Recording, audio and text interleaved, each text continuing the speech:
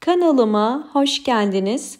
Bugün sizlere orkide yaprak bakımı nasıl olmalı ve nasıl temizlenmesi gerekiyor? Bununla ilgili sizlere önemli bilgiler paylaşacağım. Özellikle orkidelerinizin yaprak temizliğini mutlaka düzenli aralıklarla yapmanız gerekiyor. Orkidelerde özellikle oluşabilecek bir takım hastalıklar ya da böceklenme durumu orkidenin bütün genel yapısını engeller. Eğer orkide yaprakları sağlıklı değilse orkideler sağlıklı kökler ve çiçek dalları çıkaramaz. Bu yüzden orkidelerinizin genel durumunu anlamak istiyorsanız önce yapraklarına bakmanız gerekiyor. Bugün sizlere orkide yapraklarını hangi aralıklarla kontrol etmek gerektiğini ve özellikle orkidelerin sağlıklı, canlı ve parlak yapraklara sahip olabilmesi için 3 önemli püf noktadan bahsedeceğim. Ve özellikle bu yapraklarda kullanacağımız 2 önemli yöntemi göstereceğim.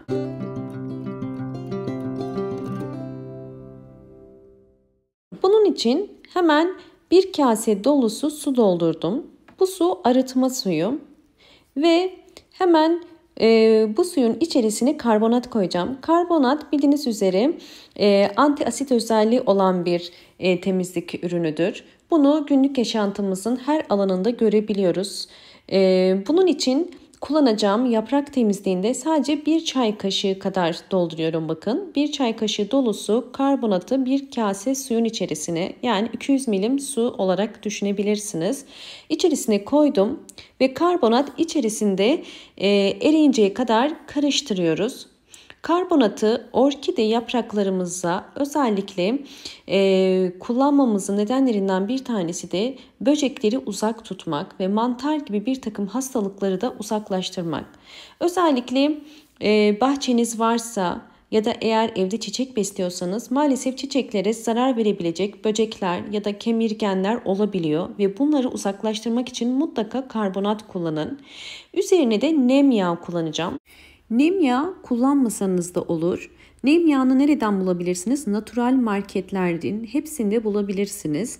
Tesbih ağacından yapılan doğal bir yağdır. Bu yağ özellikle böcek savar bir ilaçtır ve ağır bir kokusu vardır.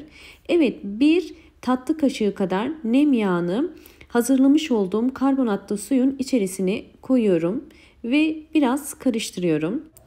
Orkidelerinizde yaprak hastalıkları varsa ya da böceklenme varsa tris böceği gibi, unlu bit gibi ya da kırmızı örümcek gibi ya da mantar hastalığı varsa nem yağını kullanabilirsiniz.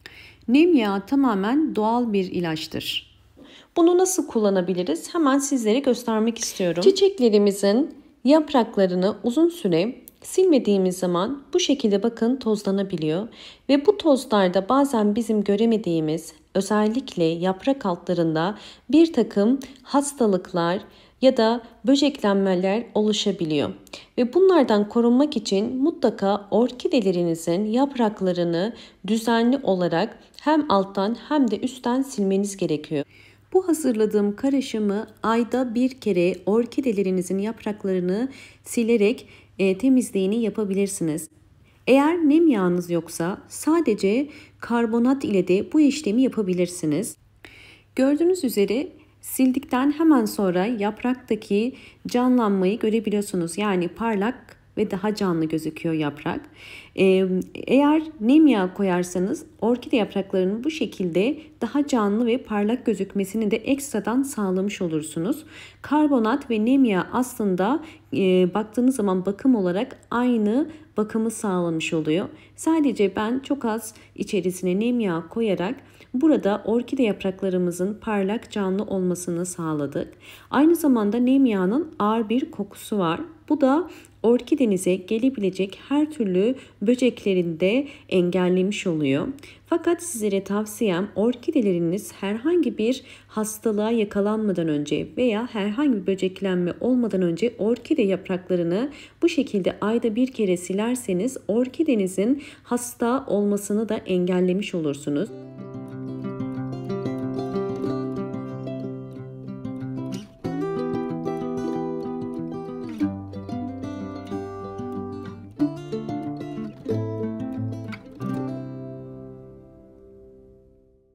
Bakın gördüğünüz gibi orkidem yeniden canlandı ve şu anda çok canlı ve parlak gözüküyor. Özellikle orkide yapraklarına bizler bakarak orkidemizin sağlıklı olup olmadığını da anlayabiliyoruz. Silinen yaprak ile silinmeyen yaprak arasındaki fark gayet açık. Bu yüzden bu karışımı mutlaka kullanıp orkidelerinizde oluşabilecek her türlü hastalıktan korumaya çalışın. Orkideleri bu şekilde sildikten sonra yapmanız gereken ikinci püf nokta ise orkidelerinizi mutlaka pencereyi üstten açarak havalandırmanız gerekiyor. Her yaprak temizliği ya da sulama sonrasında orkidelerde önemli olan püf nokta orkidelerin havalandırılması. Kesinlikle direkt rüzgarlı bir yere koymayın. Eğer orkideleriniz çiçekli ise sizler rüzgarlı iki pencereyi açıp rüzgarda bırakırsanız çiçeklerinde solma olur. Sadece bir pencereyi yukarıdan açıp orkidelerinizin özellikle bu sonbahar ayında belirli saatlerde havalandırmanız orkidelerinizin gelişimi için çok katkı sağlayacaktır.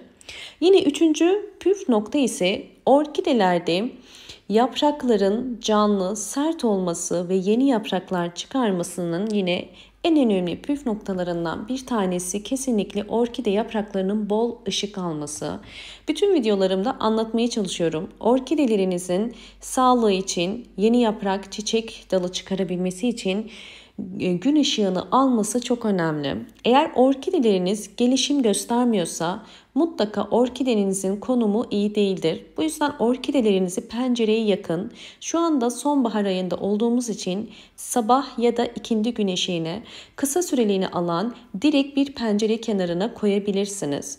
Ve bu orkidelerinizin yapraktan daha hızlı gelişmesine yardımcı olacaktır. Bildiğiniz üzere orkideler yapraktan ışığı asıl alırlar ve gelişim gösterirler. Bu yüzden orkidelerinizin bol bol ışık alması ve kısa süreliğine sabah ya da ikindi güneşini alması orkidelerinizin yapraklarının canlı, sert olmasına ve en önemlisi de çiçek dalı çıkarmasına yardımcı olacaktır. Eğer anlattığım bütün bu püf noktalara dikkat ederseniz orkideleriniz istediğiniz gelişimi gösterecektir.